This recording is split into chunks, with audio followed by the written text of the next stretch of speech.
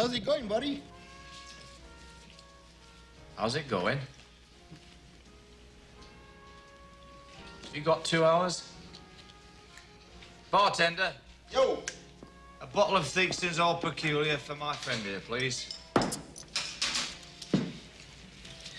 Keep the change. No. I'll keep the change. I keep forgetting. I'm almost broke. Huh. You know what this is? It's a contract. $100,000 contract made out to Bert Rigby. That's me, Bert Rigby. You know why I keep this? In case I run out of toilet paper. You ever drunk Theakston's All Peculiar before? What? You're in for a treat, sunshine. That is the best beer in the whole bloody world. Bartender! Yo! 2 more All Peculiars, please. 2 more weirdies coming up. What were we talking about? Oh, my life. My life is a bloody joke. No, it's not a bloody joke. It's a bloody movie. That's what it is. And it's entitled... Bert Rigby, you're a fool. Now, I know it won't come as a surprise to you, but I'm not from round here. I come from a place called Langmoor. It's a cosy little town in the north of England. I work in a colliery. Oh, a coal mine. Aye, I dig for coal. Well, except on Fridays when the Langmoor Colliery Band rehearses, then I used to sing and dance for the lads, and they'd love it. Why did he wah wah? Oh, bloody hell.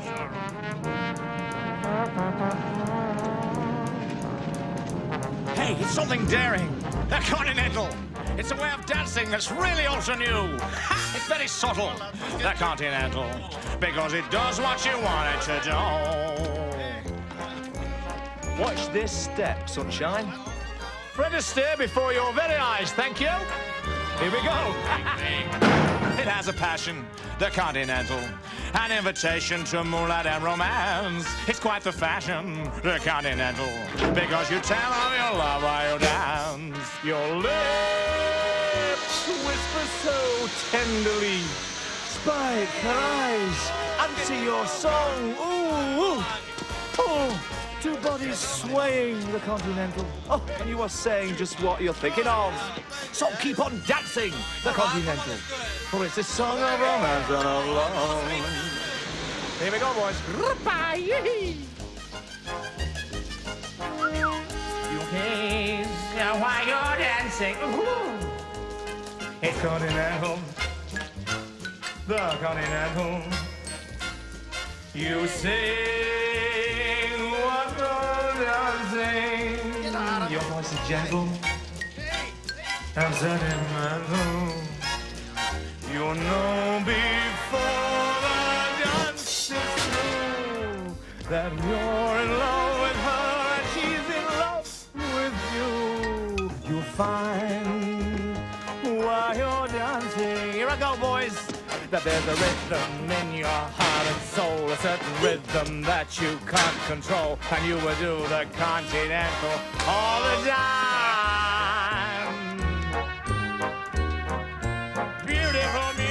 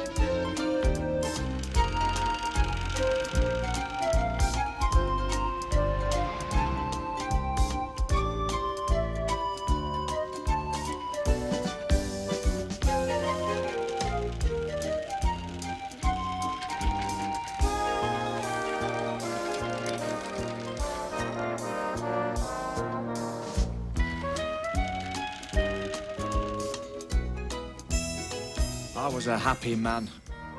I lived in a very attractive neighbourhood. Well, what made it attractive was my girlfriend, Laurel. She lived right next door, and we really liked each other. A lot. And she just happened to own a family pub, bless her. Hello! Veterans that have survived the highway and pneumatic drill. Hiya, Blue Eyes. Nothing any good on the television anymore. Well, there will be here. The voracious Gee, Kelly! Oh, it's my favourite. Thanks, love. You're a good son, Bert Rigby. Hey, Aunt Aggie, I bought you a bag of sugared almonds. Oh! No, You like this? This is one of my favourites, this is. Those old movies were a godsend.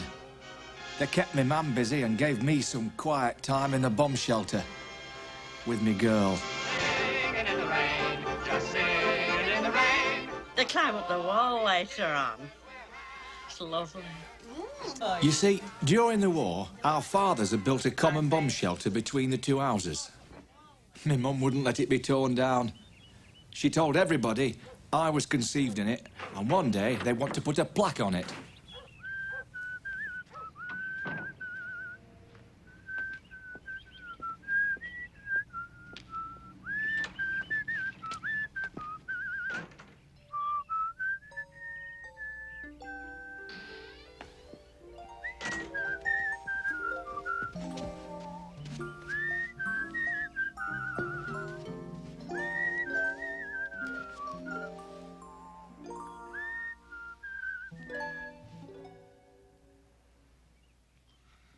Oh, God, I missed you.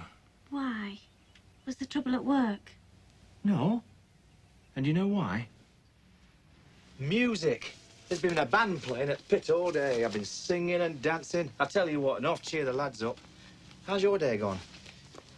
Well, I made a lovely lamb stew with new potatoes and carrots and dumplings. Oh, I wish we could eat it together.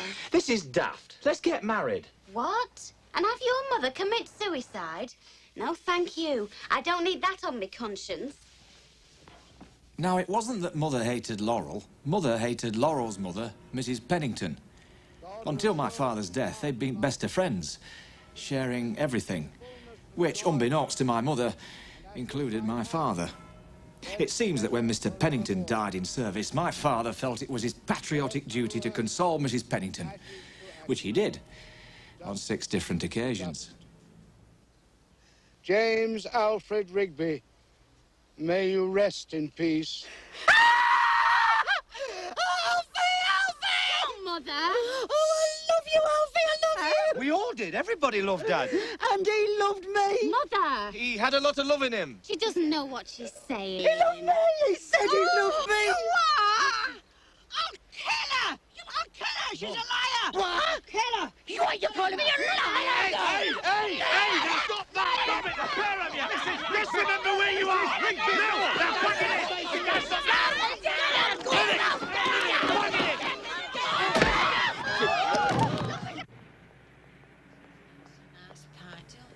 Thank God Laurel's mother refused to set foot in the family pub if I was there. The pub and the bomb shelter were 2 important places in our lives. The pub was an important place in everybody's life, especially with the threat of a strike in the air. Laurel! Last warning, 4 pints, right now, or we're taking our business elsewhere. 4 pints coming up. There you are, darling. There's a couple of complimentary tickets. And may I compliment you on your lovely complexion. Be there or be square. Stick up the poster up there where people can see it. Right. See ya. It's a free ticket to paradise, darling. Come backstage after the show. Hey, who was the 5-figure of a Wally with a cigar? Oh, that was Sid Trample. Yeah, that joker that runs a talent show. In person. Gave me 2 free tickets if I'd stick this up. Sunday, one night only. Sid Trample's old-time original travelling amateur contest. Old time, that's for you, Bert. No, the £100 in prizes, that's for me. Oh, not your tribute to Buster Keaton again. Boring. No, I might do a nice Gene Kelly number. Hey, do you better stare? I like that. Yeah? Why don't you learn to do Bruce Springsteen or Michael Jackson? Oh, Whitney Houston. But the Muppets. Hey, what a Sunday. In the afternoon, we all play football, and at night, Laurel, I play the Ritz.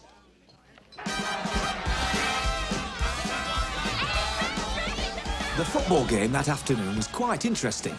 The first half was a classic contest. Two equally matched teams playing hard and attempting to kick the ball towards the opponent's goal.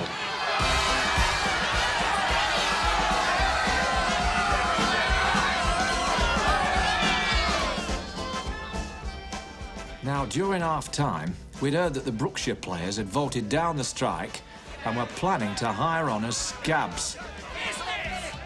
Well, the second half took on a bit more spirit.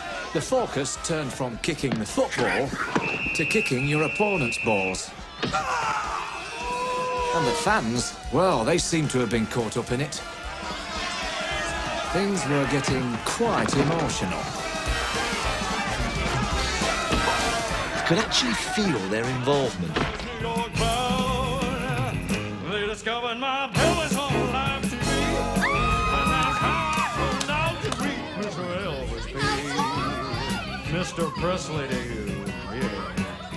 Well, I loved him tender all over the world, and I became a superstar. I kept on wailing, made flicks galore. MGM was my private stock. I made the little girls sigh and the big girls cry. I even made the jailhouse rock.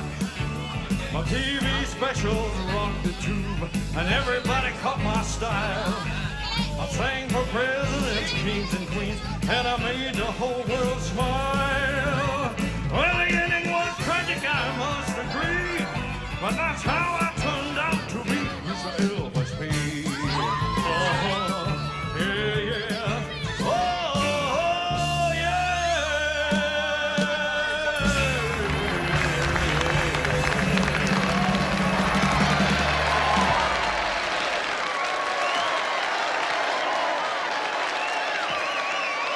Thank you very much.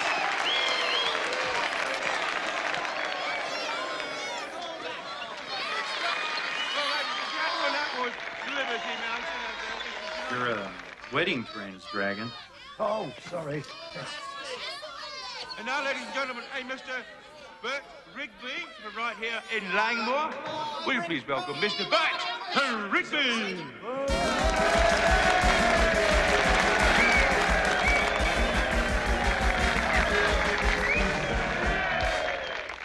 Oh, he's so handsome. Thank you, ladies and gentlemen. I'd like to dedicate this song to lovers everywhere.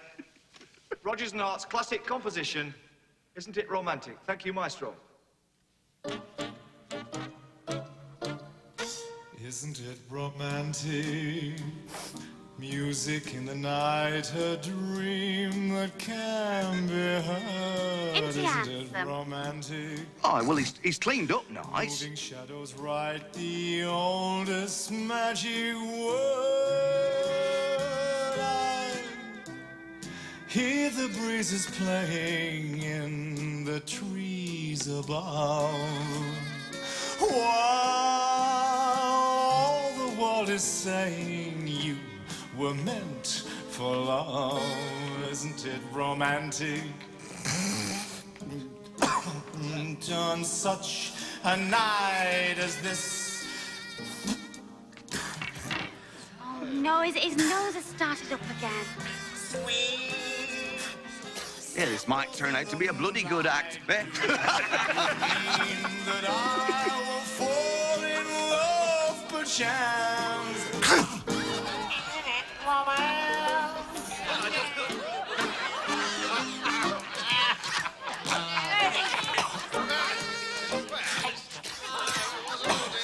Is that real blood?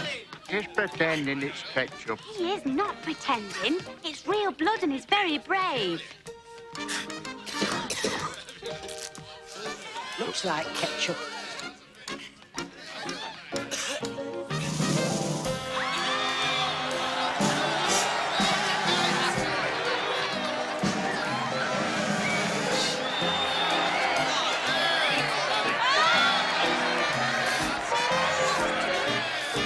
Isn't it romantic?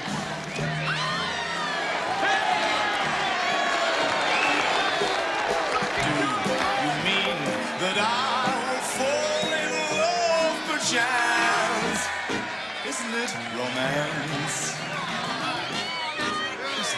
romance. Isn't it romance? Oh, shit!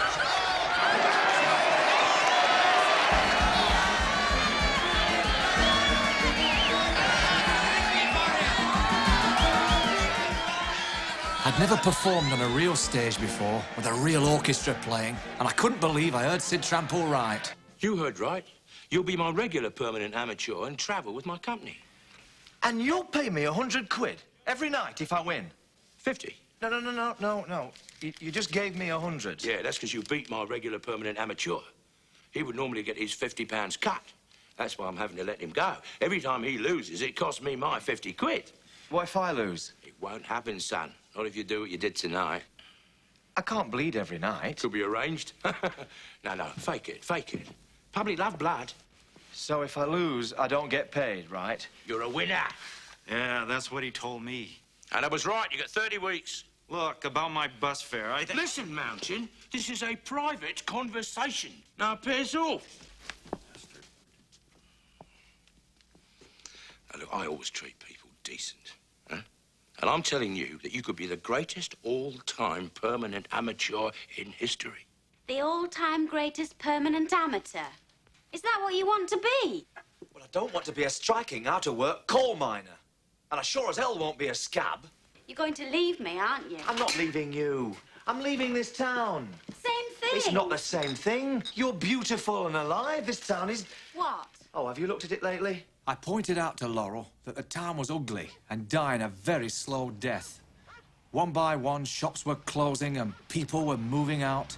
How one cinema was open only on Thursdays and not to show films. The garden gates, number 8. Both the ones, legs 11. Legs 11, number 11. Oh, it hurt to hear that coming from the stage. The very stage where I'd seen those great old movies with Gene Kelly, Fred Astaire, Humphrey Bogart, Nelson Eddy and Jeanette MacDonald. The Ritz Theatre was like our church. When I was a kid, my mum would take me there every Friday night. She loved those old musicals.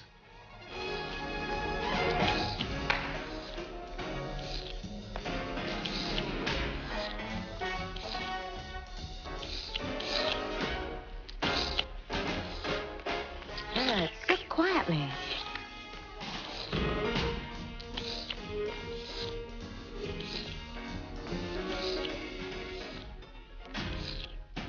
You can't sit quietly, suck in rhythm.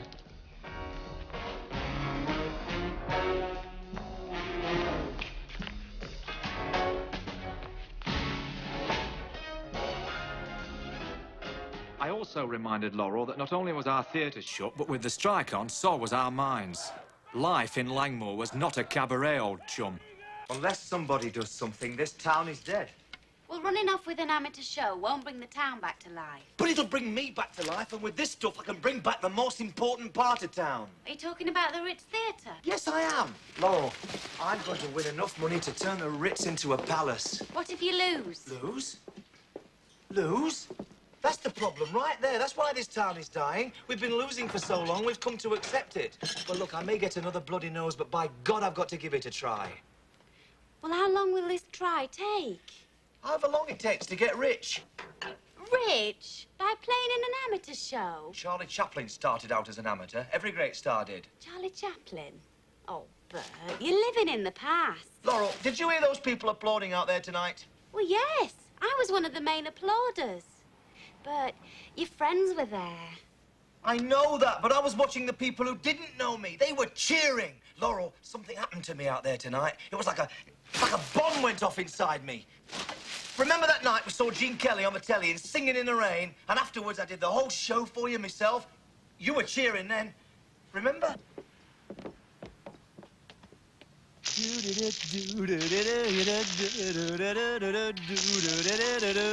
I'm singing in the rain, just singing in the rain.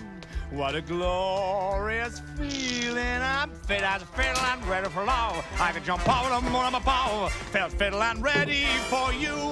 Are my lucky star. Stop that girl. That's Kathy Selden, the voice you heard and loved tonight. And I can't stand it. Good morning, good morning. We've danced the whole night through. Good morning to you were meant for me.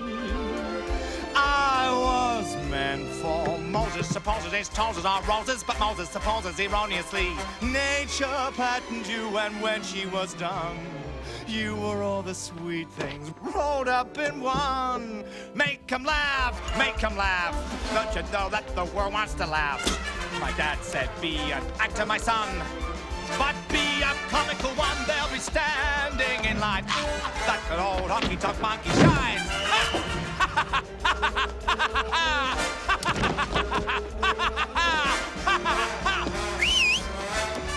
Gotta dance, gotta dance, gotta dance. Broadway rhythm, it's got me every dance. Oh, that Broadway rhythm. Oh, that Broadway rhythm. Driving, beating rhythm. Bump is the Broadway melody. You said I was better than Gene Kelly. I said you were funnier than Gene Kelly. Laurel, tell Gene Kelly to go home. All right, Mother, go to bed. Bert, we were just dreaming. We're still dreaming, aren't we? I am. Hey, did you stop? You're being childish. I'm not being childish. And why are you behaving this way? Because I'm afraid. Of what? That I'll become a big star and run off with Meryl Streep? Oh, come on. That won't happen. I love you. I want to be a success for you.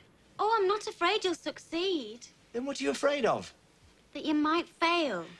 I know you, Bert. If you fail, you'll never come back. That's why I won't fail. Anything else you're afraid of? Yeah. You'll be in strange towns with strange ladies who might find you attractive. Come on, girl. There isn't a woman in all the provinces that's got what you've got. Yeah, but what I've got will be here where you can't get at it. Well, you could get on a bus and bring it to me.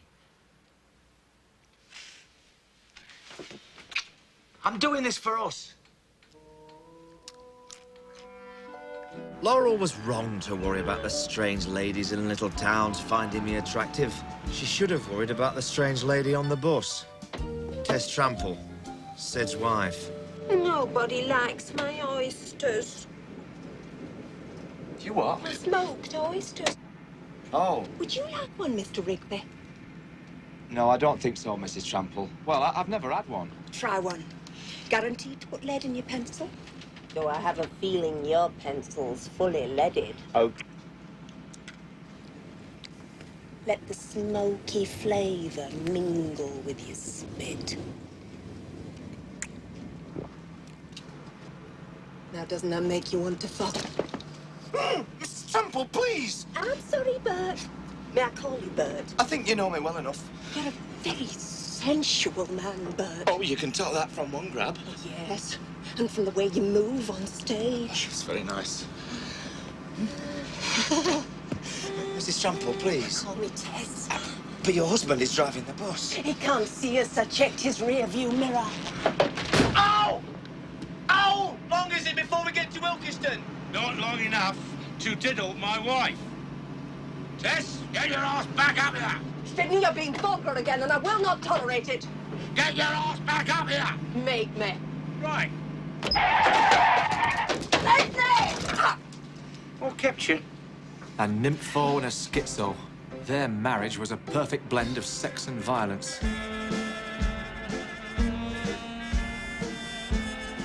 Travelling with the Tramples was quite educational. I got to see parts of the country I'd always wanted to see, and Mrs. Trample kept showing me parts of her I had no interest in seeing.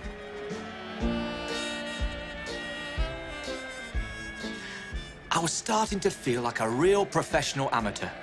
Every night, a new town and another 50 quid. My bankroll was starting to bulge. My only expenses were long-distance phone calls to Laurel and a couple of bottles of ketchup. Sid was right. People love blood. Laurel, I've won again. Oh, have you got enough money to buy the Ritz yet? Oh, no, not quite, but I'm on my way, love. Hey, guess what? I signed my first autograph tonight. She told me I was fantastic. She? Yeah. What else did she tell you? She said she was 11 years old and you shouldn't be jealous. I'm sorry. Have you met any other exciting people? Well, they're not strange ladies, if that's what you mean. What's Mrs. Trample like? Mrs. Trample? Oh, she's, very motherly. She's really nice to all the lads, very giving. And the thing is, though, she's really devoted to her husband. Cover up your tits and get your ass back to the bedroom. I was just bringing Bert some smoked oysters. Out. Sid, you're a selfish pig. And you do not know how to speak to a lady. It's just as well I didn't marry one then, isn't it? Shithead. Before she met me, she'd no class at all. Bert, is there someone in your room? Oh, it's just Mr. and Mrs. Trample. They bought me some smoked oysters. Smoked oysters? I've grown quite fond of them. I'll send you some. I'll ring you tomorrow, love. I love you. Bye. Here's your money. Yeah, cheers, Sid. Hey, I'd like to talk to you about my act. I'm getting bored doing same routine every night. Oh, yeah? Bored taking my money every night, are you? No, I feel dishonest, pretending to have a nosebleed. Listen, I'm going to try out a new act tomorrow night. I'm going to find out if they're voting for me out of sympathy or because I'm best. Yeah? Well, it's your decision. Remember, if you lose the contest, I lose 50 quid, but you lose your job. Sleep well. Well, I didn't sleep well. My mind was on my new act. A tribute to the silent movie stars. Hey, and talk about omens. On the way to the theatre that day, what do we run into but a real movie company? Oh, this is great. I've never seen a movie being made. Hey, isn't that Michael Caine? Probably. He's in everything. I want to hear what they're saying. Hey. Oi, don't move off. We're leaving as soon as I finish this piss. Keep rolling. Quiet! I'm pissing as quiet as I can. I said quiet! All right, Mr. Spielberg. Action! Pull back. Tender kiss. Tender. Okay. Start acting. Are you frightened? Of love? No. Do you trust me? Very much. And what's equally important is we both trust Crown Royal condoms. Crown Royal, fit for kings. And commoners. Cut! No. No good. No point!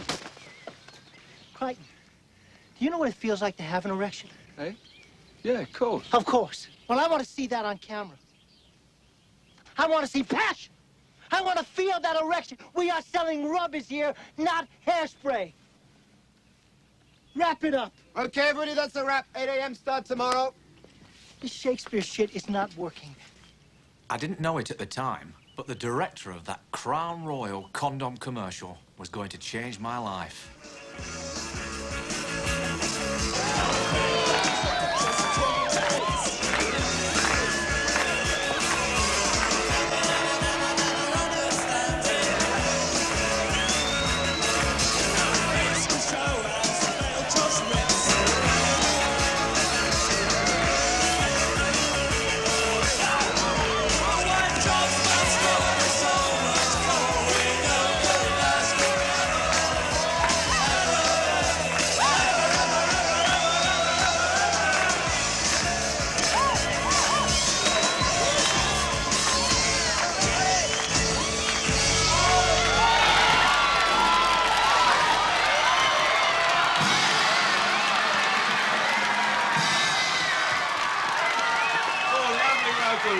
Call themselves landed gentry. They're going to be very hard to beat, aren't they? And now, next on the agenda, a Mr. Bert Rigby, a gentleman from Langmoor, is going to give us his loving tribute to the great stars of the silent screen, Mr. Buster Keaton and Mr. Charlie Chaplin. And I hope you enjoy it as much as I most certainly will.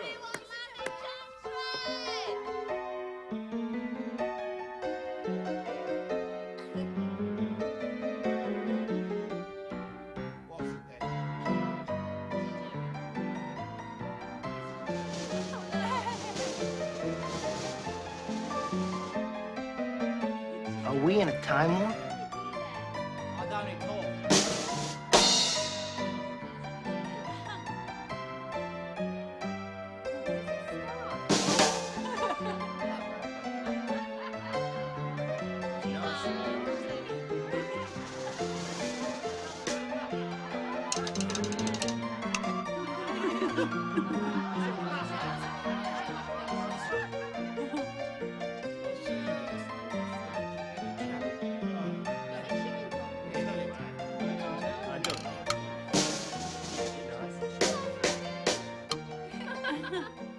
Don't even get me bus fare home. No, you do not. Third place don't get bus fare. I was second. No, you weren't. Second was the bloke what ate the bicycle. Oi, don't eat anything tonight. You're on again tomorrow. Why are you such a cheap bastard? I don't know. You'd have to ask my mum about that. I found out later he was not only a cheap bastard, but a conniving one. Sid Trap, Maybe I am, maybe not. where could I find Bert Rigby? Oh, what's he done? Listen, I'm in no way responsible. Look, Mr. Trample. I'm a filmmaker. I want to use him in a commercial I'm shooting next week in California. I'm not sure that I can release him right now. I'm his manager. I thought Mr. Rigby was an amateur. He was, but I signed him to a contract this morning. It seems we both recognise his potential. You want to be my manager? Yeah. Sign the paper and we're in business. Ha! You just fired me! I didn't fire you. You just lost the amateur contest. Well, then, why don't you manage landed gentry or the bloke who ate his bicycle? Because they are going nowhere. Oh, yeah? Where am I going, then? You are going to the United States of America. What for? What for? To work. I've got contacts there. I don't believe you. Contacts and contracts. Hey, that's made out to me. That's right. $1,000 for the test commercial, plus a guaranteed $100,000 if you make a series of them. 100? That's one. I'll sign it then. Unfortunately, you can't sign this unless you sign that. I can't give you the job unless you're a client. So I signed on with Sid. Oh, I knew he was a conniver, but I thought he might as well do a little conniving for me. You're going to California by train? No, I'm at the train station catching a bus to the airport so I can fly to California. Laurel, we're flying first class. Bert, you're not involved in drugs and like smuggling, are you? Me smuggle drugs? Oh, come on. I'd think about that. Damn risky. Sid, please. How can you think that? Well, what should I think? You're flying to California first class with a slime. You mentioned fortunes of money for doing something you can't quite explain. Well, drug smuggling is a very logical conclusion. Look, the reason I can't explain is they haven't... What sort of drugs are we talking about? Sid, please, they haven't made it clear. They want me to go to California to do a jogging shoe commercial as Charlie Chaplin. Why didn't you say so? Because you were too busy talking about drugs. Are we talking heavy drugs? Shut up, Sid. You didn't give me a chance. I'm sorry. Bert, I miss you so much. Do you miss me? Yeah, of course I miss you. And you're gonna miss your plane, lover boy. Come on, Bert. You didn't sound like you meant it. Of course I meant it. Come on, Bert. Look, Laurel, I've got to go. I'm going to miss this plane. Is that it? Hey, is that what? Well, I don't know. You're going far away. Before you put the phone on the hook, I'd just like to hear you say something romantic. Oh, shit! Shit! I've lost my bags. Somebody I've hung up on Laurel. Laurel! I've got your bag. She'll understand. Come on! Flying first class was the first class thing I'd ever done. And it was something I could get used to. But what I couldn't get used to was my manager. For the wife. She's crazy about these toasted almonds. You can't get them in the stores. Hey, what's this? For the wife. Tampon. Shh. Don't use words like that in first class. Oh, you using that little pillow? Not right now. I say, stewardess, could we have a pillow for my chum, please? Yes, sir. The second first-class thing I did was to stay at a ritzy Beverly Hills hotel. Ah! I bloody died and gone to bloody heaven. Yeah, if this smog keeps up, we're all gonna bloody die. Here's the air conditioner control. Here's a fully stocked bar. We have 24-hour valet and room service. Oh, well, I wouldn't know what to do with a valet, personally. And this room doesn't look like it needs servicing. Thank you. Bert, you in here, Bertie? You know, Sid, much as I love working in the coal mine, I could give it all up for this. No more mining for you, champ. Here, I got you a little present. Electric shaver, German, state of the art. Hey, that's really nice of you, Sid. Don't mention it. Here, get out of here and get your clothes on. Mr. DeForest's expecting us in half an hour. But I put a call through to me girl. They said they'd ring me in half an hour. That was about half an hour. Perfect. Hello, Laurel? Bert? Hey, hello, darling. Now, I know it's late at night for you. What time is it there? Oh, I don't know. It's dark. Hey, anyway, why did you say shit and hang up on me this morning? Oh, shit! Bert, I don't find that a bit funny.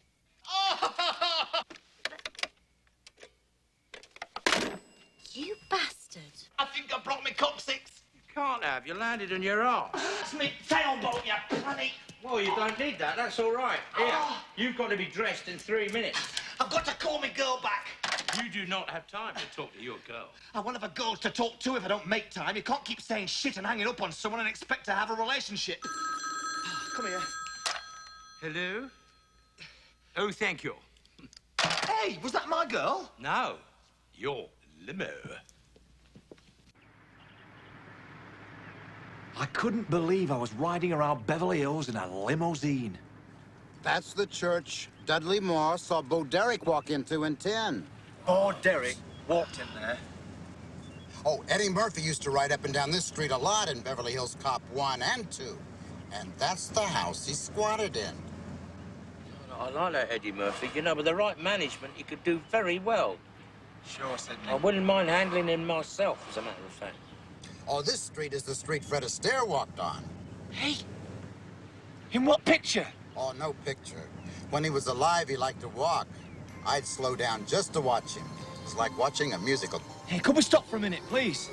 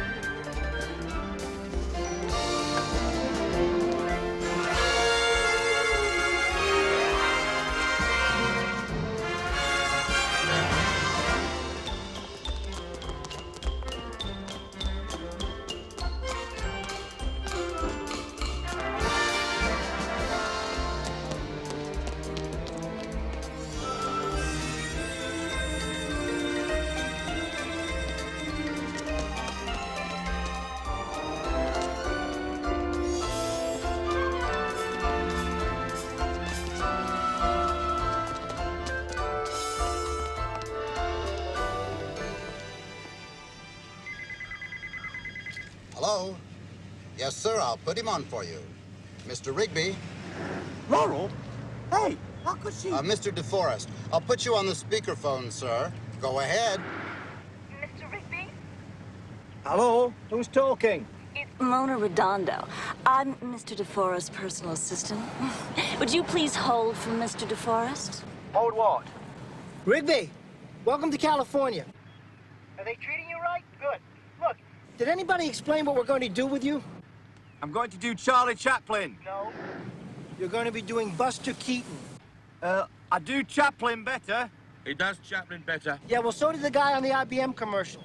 And our legal department says we could be sued. Oh, well, we wouldn't want that to happen, would we, sir? Keaton it will be. All right, everybody settle down. Come on. Help me. everybody out of the way. Give him some room. Some room. Quiet, please. Quiet. Is the train ready? Action. Pull back.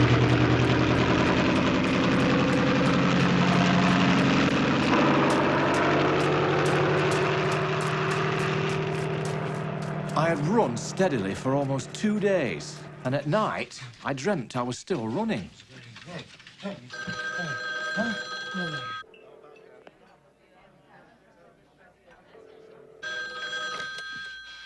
Hello? Hello, Bert. Oh, Laurel. Oh, it's great to hear your voice. Hey, guess what, love? You're going to say shit and hang up on me again? I knew you'd be angry. Well, why did you do it? I didn't do it. It just happened. Anyway, listen. This commercial I'm doing, they say if it tests well, they're going to do 6 of them straight away. Laurel, they're going to give this coal digger $100,000. Well, how long will it take? How long will it take? I just said $100,000, and all you can say is how long will it take?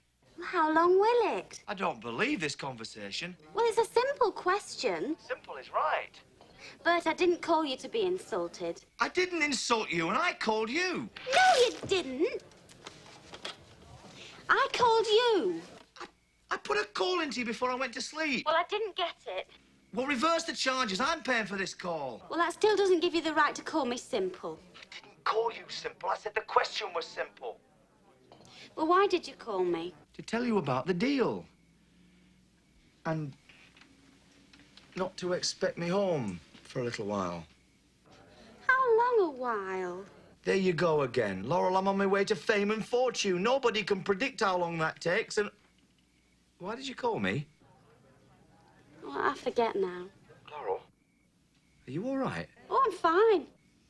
Hey, girl, as soon as I know what's what say you up on a plane and come and visit me? Would you like that? Hey, you could help me carry back the loot. No, I don't think so. You don't think so? What kind of an answer is that? What kind do you expect? If someone had offered me a chance to visit me in America, I'd jump at it. Well, I don't feel like jumping right now, Bert. Laurel, are you sure you're all right? I'm fine. I asked her 10 times what was wrong, and all she could say was, I don't want to burden you with my little problem. I'm sure you've guessed what the little problem was, but dumb me. Oh, I didn't find out until weeks later.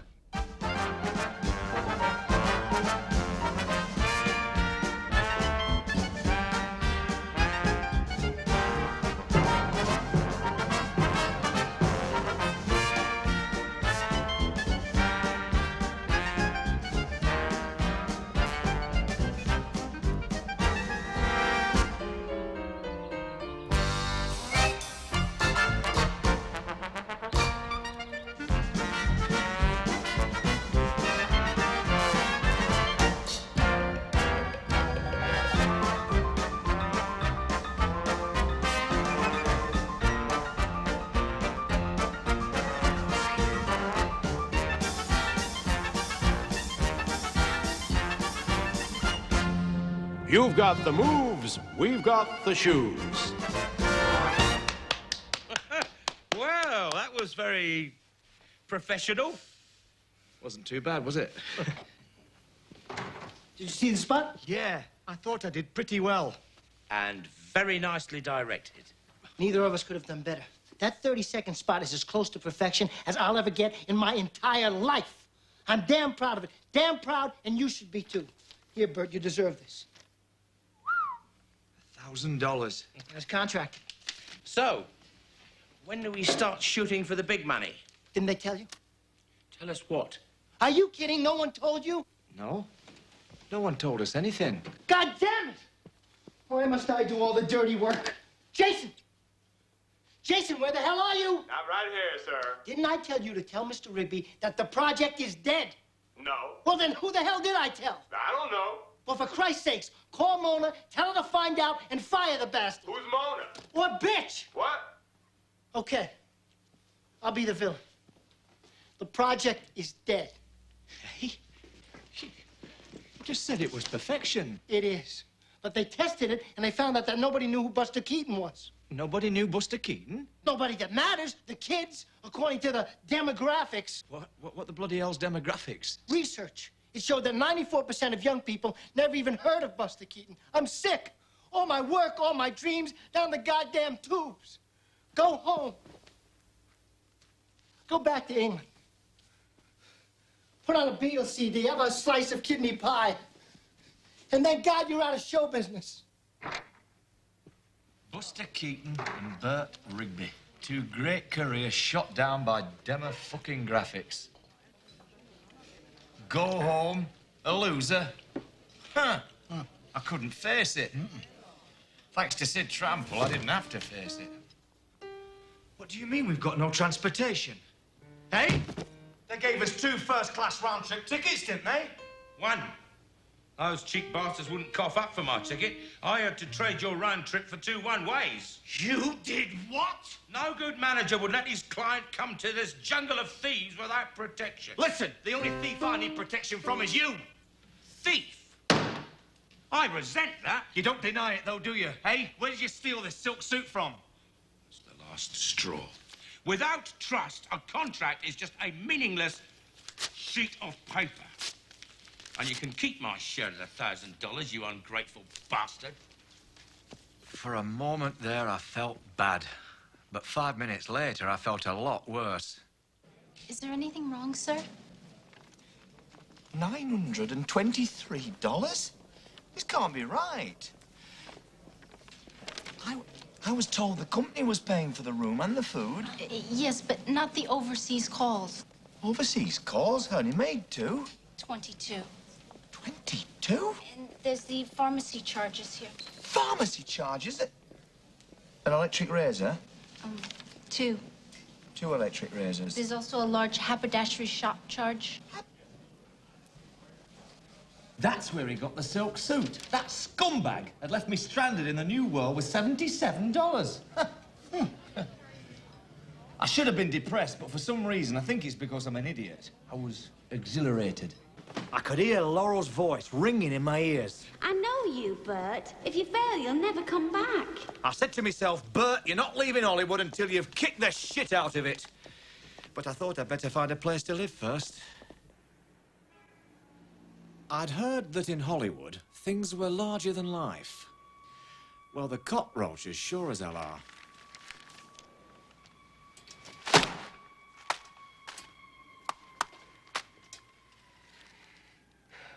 Producer I.I. Pearlstein acquires Van Gogh's Sunflowers for $23 million? Isaac Pearlstein started life as a lowly delivery boy. Delivery boy?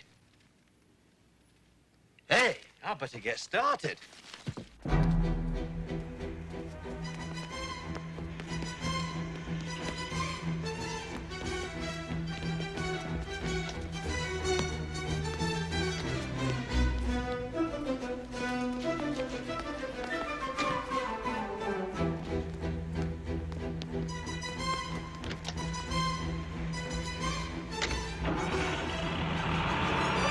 Everything was going really well, until I remembered that you Yanks drive on the wrong side of the road.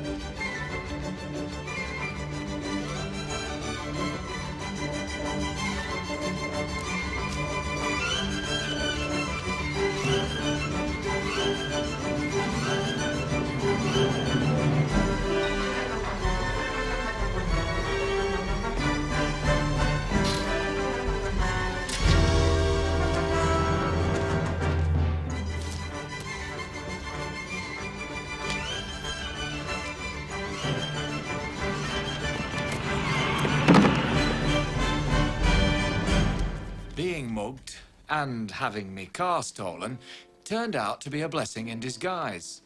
It reminded me that I'd come to California to be in show business, and I hadn't given show business a proper try. Now everybody's got a crazy notion of their own. Some like to mix up with a crowd, some like to be alone. It's no one else's business as far as I can see. But every time that I go out, the people stare at me.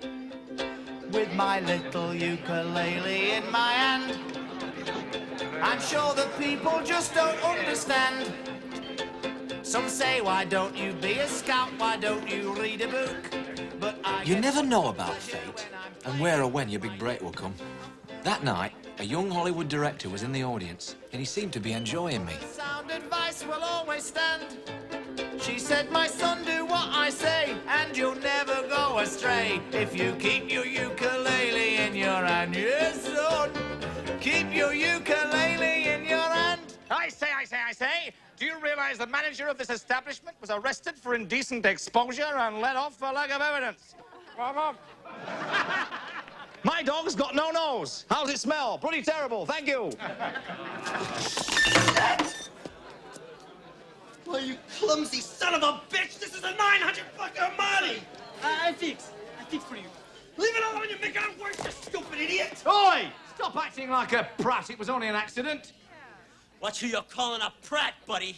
What's a prat? It's polite for asshole. I thank you, madam. I never knew that. Now I know. Please take your seat, asshole. Asshole? You limey piece of shit. I'll show you who's an asshole. Bye. I'm not alone, sir. I have my band with me. Cowards. I have a black belt in Judaism, and I could turn very ugly. Bye. Hey. Don't get nervous. Defending that little Mexican busboy turned out to be my big break. You see, his uncle worked for one of the biggest producers in Hollywood, and he got me a job working for him. Listen, just clip off the little suckers, not the big branches. Is that a sucker? That's a sucker. Perfecto. What is your name? Bert Rigby. I am Jesus de Cordova. Well, you can call me Jesus. Jesus? Jesus. See, Jesus. Jesus, right. Listen, but Rigby, if you do a good job, I can give you much work.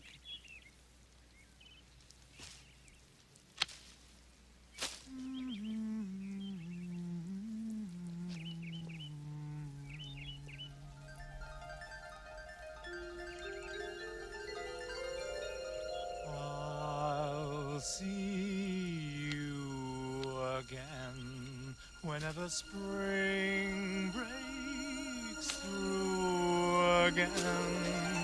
Time may lie heavy between, but what has been is past forgetting. This sweet memory across the years will come to me. So my world may go awry, in my heart will ever lie just the echo of a sigh. Goodbye. You sing very well. Oh, so do you. I'm Meredith Pearlstein. Are you one of Jesus' relatives? Aren't we all? You're not Mexican. No. I didn't think so. Mexican workers rarely sing Cole Porter. No, coward. Are you sure? I'll stake my life on it. Well, that won't be necessary. How long have you been a tree trimmer? 4 minutes.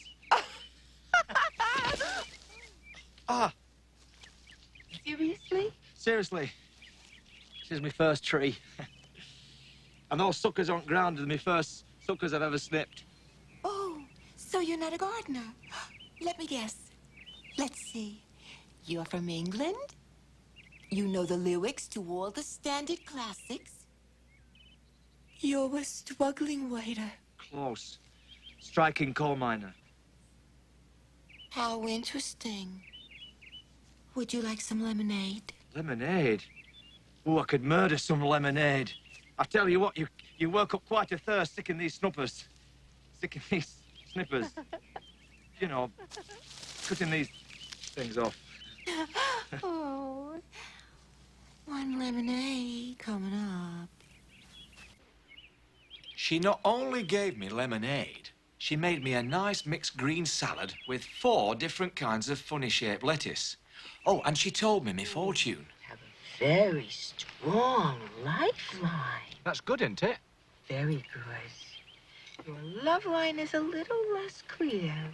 Oh, you're not married, are you? No, not yet. Is that in my hand? Right here. Can you tell if I'm going to get wealthy? There are all kinds of wealth. The kind that you buy movie theaters and airline tickets with. I don't know, but you will lead a rich, full life. You can see that in my hand. Oh, yes, your hand tells me a lot of things. Like what? Like it's a very generous hand and would be happy to move some bookshelves for me if I asked it to. Are you asking? I am. You can have it. And I'll throw in this one, too. Now, where are those bookshelves? On my bed. Follow me. Now, I know what you're thinking, and I don't blame you. All the way up the stairs, I was thinking the same dirty thoughts. Bookshelves on her bed, oh, come on. Well, what do you think? About what? My behind. Not too bad, eh? You were checking it out, weren't you? How did you know? Feel your eyes on me. Oh, I was just admiring your frock. It's lovely material, the way it moves. And your behind. Oh, that's very nice, too. It's the whole set. It moves very nicely together. Very theatrical.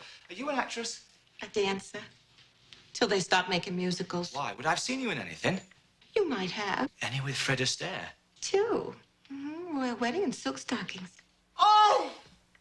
Silk stockings? You were in silk stockings? Oh, my mum's not going to believe this. That's one of her favourites. When I tell her, she'll have a fit with her leg up. Then don't tell her. Every time I'd dress up and look really nice, she'd sing, I love the looks of you, the lure of you. I'd love to make a tour of you. The eyes, the arms, the mouth of you. The east, west, north, and the south of you.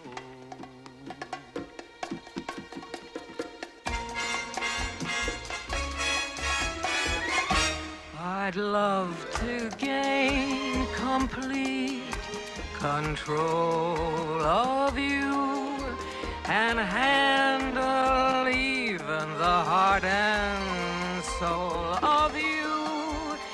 So love at least a small % of me do. 'Cause I love all of you.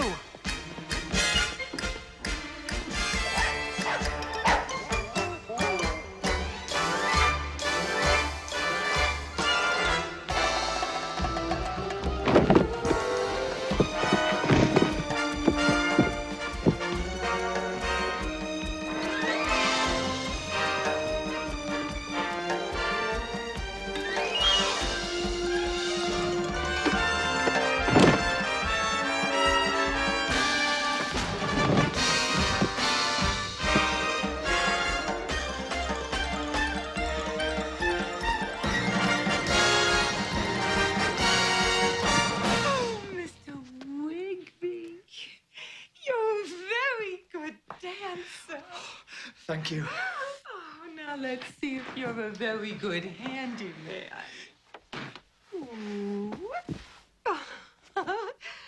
Bring those along. The bookshelves. I'll be right down. What with lunch and having me palm read, I didn't get back to my sucker snipping until just before Jesus returned. Christ, was Jesus mad? I don't think the original Jesus screamed at the moneylenders in the church like he screamed at me. I was afraid he'd have a stroke. He was yelling in Mexican, so I didn't understand his words, but his message was clear. I was fired. Mrs. Pearlstein felt responsible. Oh, I feel I'm responsible. No, yes, I suppose you are responsible, but if you explained to him that I was working for you... Would you like that? I'd appreciate it. Just tell him. No. I meant, would you like to work for me? For you? Lloyd, our handyman, won't be able to work for a while. Oh. What do I do besides carrying planks? A little of everything. Everything? Don't worry, Bertram. We won't overwork you. Come on. Are you ambitious? Yeah. What are your dreams? To own my own movie theater. And have a hat like yours. Keep it. The rest you'll have to work for like I did. Oh, isn't that charming? Isn't that charming? Very charming. Hey, weren't you in the newspaper the other day? I'm in the newspapers every day. I have 2 pictures playing in 1,400 theaters. Isn't he that bloke that bought that sunflower painting for 20 million? That's him. Only it's 23 million. That bloke is very successful. Ta. Cheerio. Cheerios. I'd love to gain, ooh, complete, ooh, control, of you. And handle. She's lovely, your wife. Yeah. Would you like to see a sneak preview of my painting? I'm gonna unveil it tonight, right after dinner. Uh-huh. Is that money? $23 million for that? It was a steal. Some Japanese schmuck paid $59 million for his Van Gogh, and they were irises. I wonder what they would have got for roses. What kind of accent is that? What kind of accent is what? Your English accent. Where you from? Oh, Langmoor. It's in the north of England. I can't believe it. Why would I lie? It's perfect. Perfect. Well, I do my best. I got a job for you. Another one? That'll be my third today. What's this one?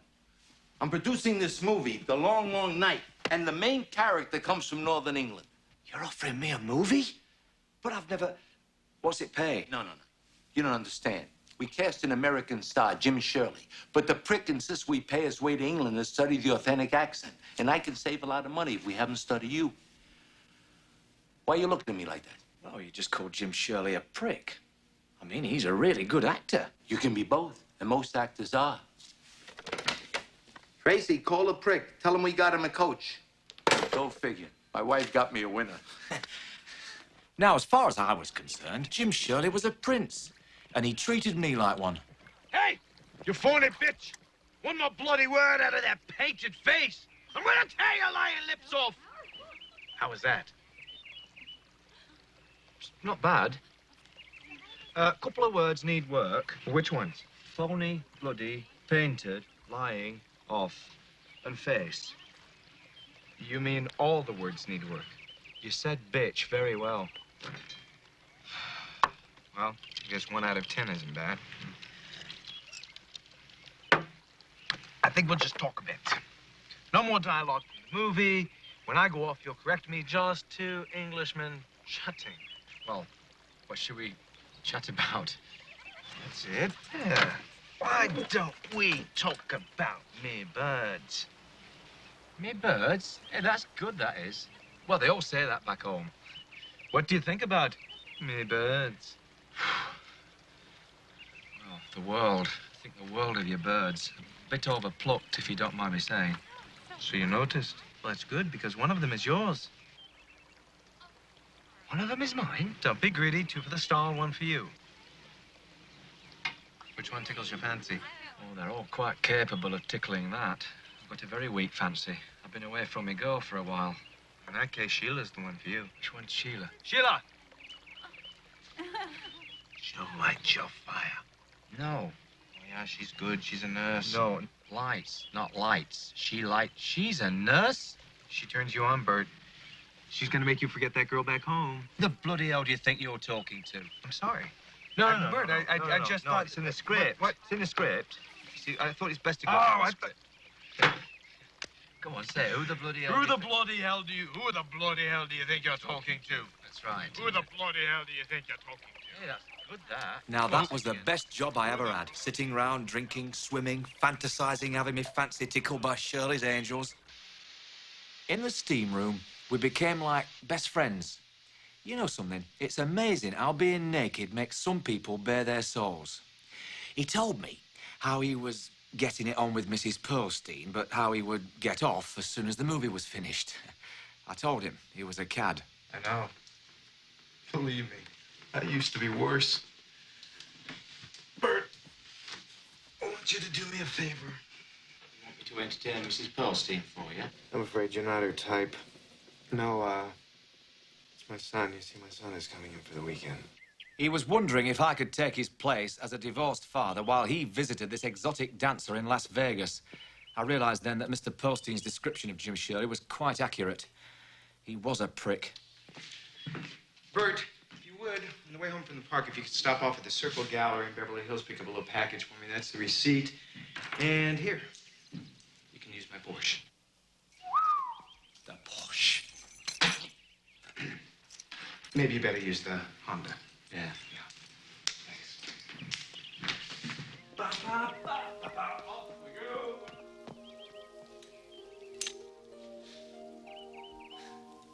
You want to drive? No.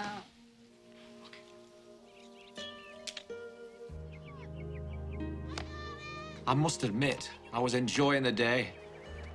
It reminded me of all those lovely Sundays playing football with me dad. I was kind of proud of myself for helping Jim Jr. forget his father was a thoughtless bastard. My dad never ran off with any exotic dancers. Come to think of it, he didn't have to. He had his own bit of exotica right next door.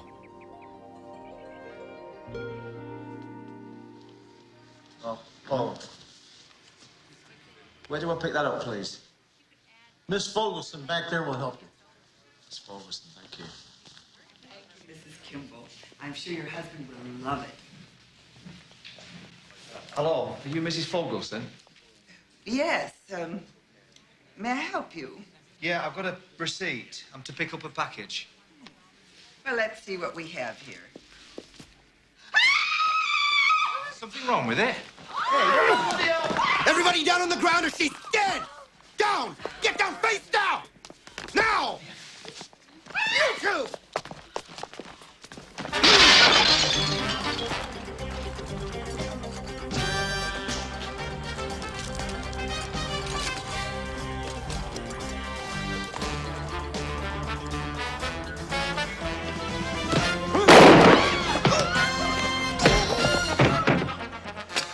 I tell you, I felt like that Eddie Murphy bloke. The kid told his dad and all his friends about it, but nobody believed him. Because there was a photo in the papers of his security guard capturing the criminal. Well, maybe his dad did believe him. Because the next day, he offered me a kind of reward. Bert, there's a small part in this movie. 96, A bartender. 97, It's only a couple of lines. 98, But I can talk to Pearlstein about it for you, 99, if you want me to. 100. Want him to? I'd have kissed his arse if he'd made that a condition. Yeah, okay, that'd be quite nice. Everything was breaking my way. Oh, I couldn't wait to tell Laurel. Laurel, something big is about to happen. It's like I'm in the right place at the right time. Didn't you ever have that feeling? I know something big's going to happen, but I don't feel you're in the right place. Not in the... I'm living in a mansion, love. And I've got another job now, working with... Are you sitting down? Jim Shirley? The actor? Right. Captain Pearlstein hired me to hang around to talk to him so he can learn to talk like me. Why would he want to talk like you? Because I'm an authentic Englishman. He's playing a bloke like me. I'm his vocal coach. Bert, have you been drinking? No, he wants me to be in a movie with him. I mean, talk about being in right place. Let's talk about that, Bert. The right place for you to be is here, in Langmoor. Why? I'm pregnant. Pregnant? Who? Who? I meant how. You said who? Who and how are the same letters. It's just a different order, that's all. Believe me, I meant how. How? We've been so careful. could have been a defective product. Those bloody Crown Royals. I'm sorry, Laurel, I didn't even ask you how you feel. How do you feel? Right now, nauseous, but it passes. Bert, I don't know what to do. I know exactly what to do. You take care of yourself and little Fred. Fred? Oh, Ginger, and I'll take care of everything else. Look, the money's beginning to come in and we'll be together before you know it. I love you, Laurel. Bert, I miss you so much. I know I miss you too. I don't know what to do. Do what I do. What do you do? Have you got a pillow? What? Take a pillow. Put your cheek against it. And make believe it's me. You doing it? Yeah. Now close your eyes and remember what I look like. Stars shining bright above you. Night breezes seem to whisper, I love you. Birds singing in the sycamore tree. Dream a little dream of me. It's not working. Shh. It will. You keep your eyes closed. You're in a beautiful moonlit garden with an orchestra playing. And you know that frock Leslie Caron wore when she danced with Gene Kelly? You're wearing it. There's a breeze blowing through your hair. You hear your lover's voice, you turn. And there he is. Stars fading, but I linger on, dear. Still craving your kiss. I'm longing to linger till dawn, dear. Just saying this. Say nighty-night and kiss me. Just hold me tight and tell me you'll miss me. While I'm alone and blue as can be, dream a little dream of me. Dream a little dream of me.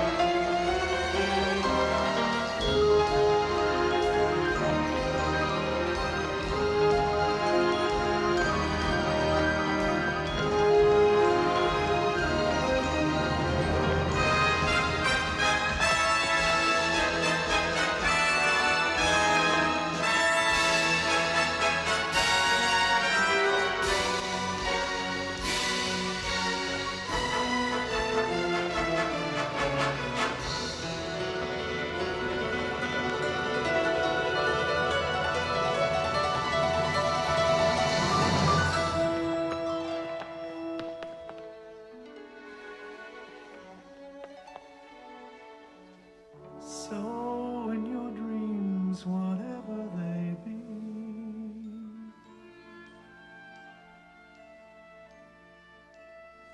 dream a little dream of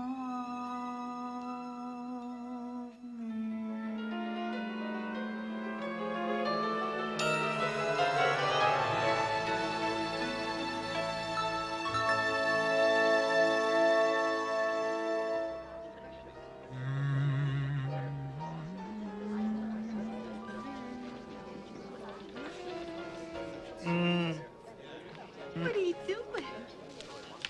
I'm offering champagne. To a statue. This one doesn't drink. But I do.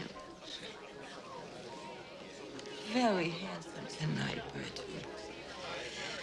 We must do something about that. Oh, I was floating. I got to rub elbows with Hollywood's biggest shots. And among the rich and famous is my buddy, the shit Jim Shirley, who makes my day. Bert Rigby, get your phony painted face over here. How was that? Not bad. Couldn't have said that better myself. Girls, I'd like you to meet Bert Rigby. He's my coach and, co-star. Co-star? Yeah, just Dr. Prost. He said you could play the part of the bartender. Would you like that? Bertram, you can announce dinner. Whoa! Yes! Bloody wonderful! A simple dinner is served would suffice. Ladies and gentlemen, dinner is served. I don't like to toot my own horn, but I swear I'm a natural actor. The way I acted like a butler that night, not even a butler would know I wasn't a butler. I'm very pleased with you, Bertram. I have a little extra something for you. In the pool house at midnight. And I was very pleased with how delicately I handled Mrs. Pearlstein's offer. Are we talking about bonking? We might be. Damn. Is that a yes or a no? It's I want to desperately, but I can't. Oh. You see, there's a girl back home I'm involved with, and she'd be very hurt. Oh. Then don't tell her. She'd know by my eyes. Your eyes? I find you a very, very desirable woman. And if you and I were to be physical together, my eyes would cross permanently and she'd notice that. Oh, Bertram. You're so full of shit. Go serve the dinner. I don't believe I did it. I actually said no to sex with a beautiful and wealthy woman. I felt powerful and important. But I never guessed the next morning my name would make the headlines.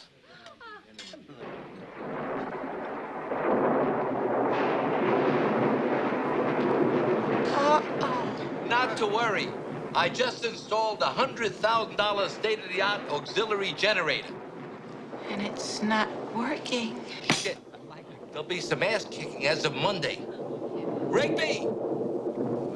There's oil lamps and candles in every room. Light them. Very entertaining, Rigby. Start with the toilets. We don't want any accidents in there.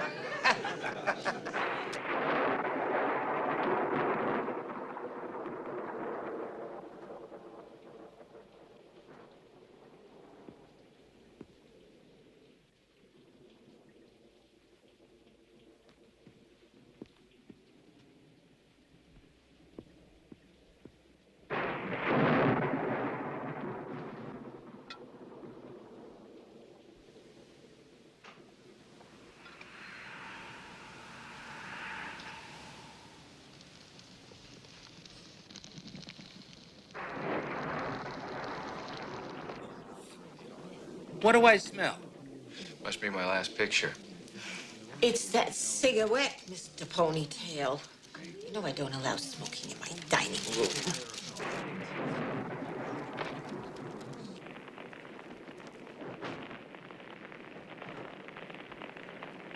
I still smell it.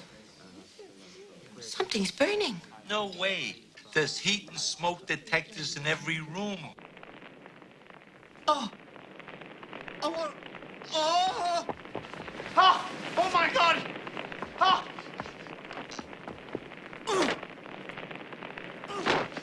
Ah! Ah! Something is burning. Impossible. The slightest trace of smoke or heat, it'll kick in just like that.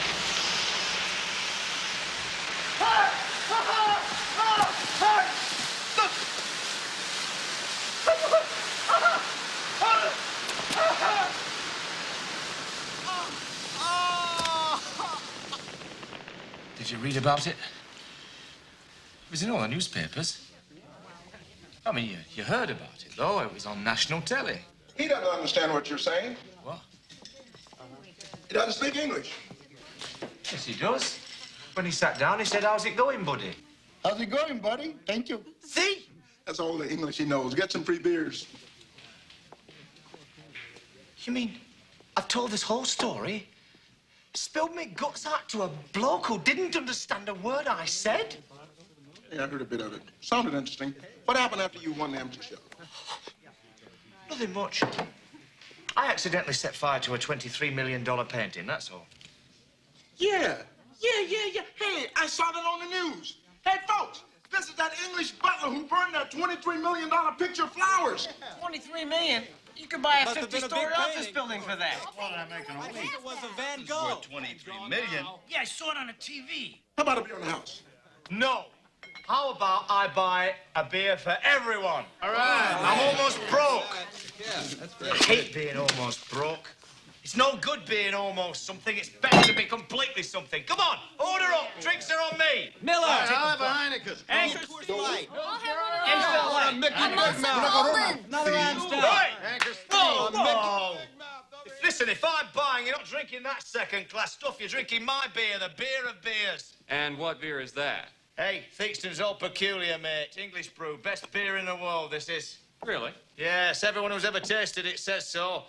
This is the Rolls Royce of beer. One swig from this stuff make you feel like singing and dancing. Watch. Huh? Theakston's beer is just the thing. Makes you want to dance and sing. Why don't you dance uptown to the top of the town and chase the glamour of Theakston's beer? Can you hear me, mother? Chase the glamour of Theakston's beer. Ba-da-bum. Yeah! Thank you.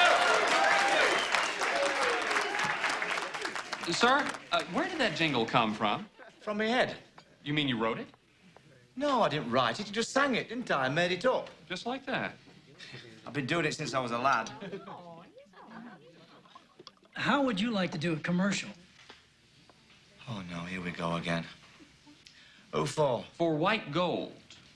White Gold? What's that? It's a new beer we're introducing this fall. You mean you want me to say what I said about Theakston's for White Gold? More or less. Gentlemen, I may be on my arse, but I have some integrity. This could mean a whole lot of money. White Gold beer is just the thing. Makes you wanna dance and sing. Why don't you dance on down to the top?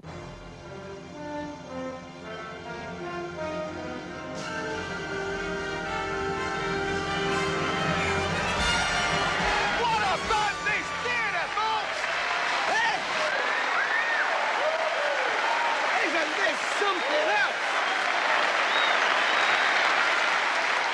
I agree. It's a beaut.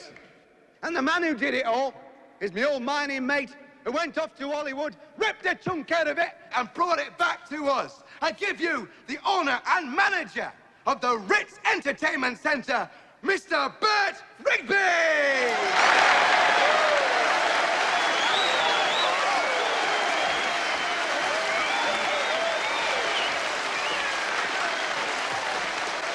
I appreciate your enthusiasm, thank you.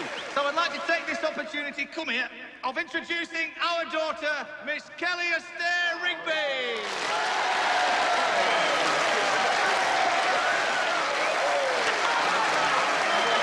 Here's how I look at it. With the money I've got to work with, I can't do much about recessions, depressions, racism or strikes, but I can offer some pleasant distractions, such as live talent shows, old and new movies, afternoon bingo. Yes, I thought you'd like that, Mother. But right now, are you ready for this? The premiere of my latest American beer commercial.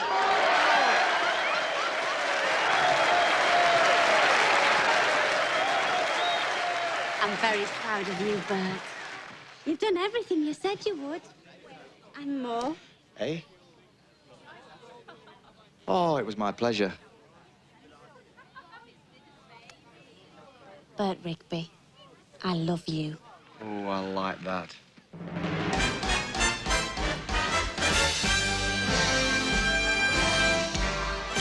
White gold beer is just the thing. Makes you wanna dance and sing. Why don't you dance on down to the top of the town and taste the glamour of white gold beer? You'll capture that sophisticated taste of cheer once you taste the sparkle in a white gold beer. Nothing in the world can ever quite compare to white gold savoir-faire. It's marvelous. White gold lets you drink and drive, makes your taste buds come alive. It has a zing and zap that makes you tap, tap, tap. An irresistible white gold. It's the premium light gold. Come on, let's go for the right gold. Non-alcoholic white gold beer. White gold beer.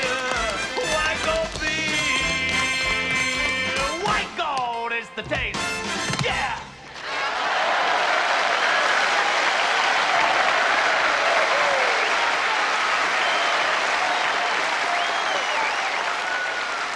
And now, I have a wonderful surprise for you. As a salute to the new Ritz Theatre, I give you the world-renowned Langmore Colliery Band.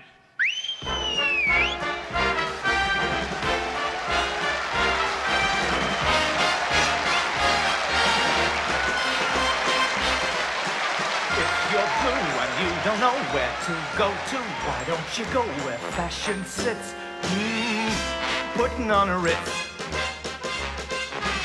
Different types who wear a day coat, pants with stripes and cutaway coat, perfect fits. Putting on a Ritz. Strolling up the avenue so happy.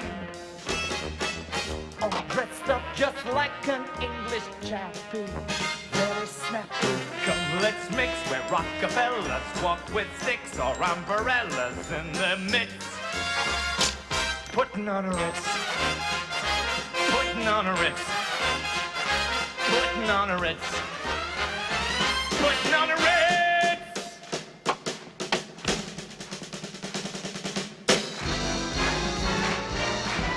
There's a sparkle in the air, smiling faces everywhere. Come on and celebrate, we're gonna stay up late, cause they've reopened the Ritz tonight. That big extravaganza's coming back in style. All the movie greats that made our lives worthwhile. Fellas who were famous for their flash and flair, like Gene Kelly and Fred Astaire. It's marvelous, what a night for you and me. Come and join the Jubilee. Call up your friends and say the Ritz is back to stay. What a wonderful thrill now. We'll all be getting our fill now, cause we're topping the bill now.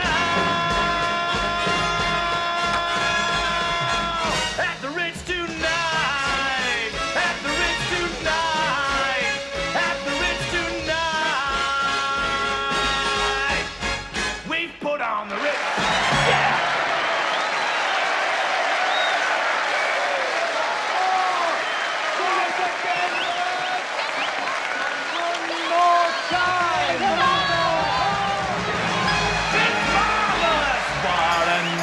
For you and me, come and join the Jubilee. Call up your friends and say the Ritz is back to stay. What a wonderful thrill now.